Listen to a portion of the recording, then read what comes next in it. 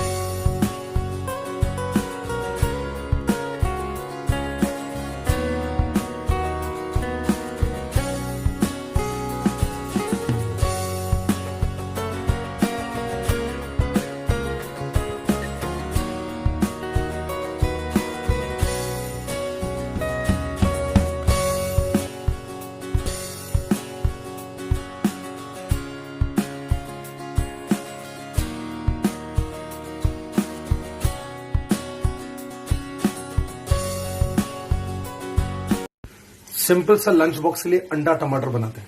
Chopped अदरक लहसुन और हरी मिर्च डालें, करी लीफ, कटा हुआ हरा धनिया डालें, इसके टेंडर होने से अच्छी तरह हल्दी ऐड करें, नमक स्वाद अनुसार, कश्मीरी लाल मिर्च क्योंकि आपने चॉप्ड हरी मिर्च भी डाली है। कश्मीरी लाल मिर्च इतनी तीखी नहीं होती है, कलर अच्छा है। देखिए टमाटर अच्छी तरह टेंडर हो चुके हैं। अब इसका फ्लेम लो करते हैं और इसमें अंडा डालते हैं। अंडा कभी भी ऐसे डालें, खराब भी हो सकता है।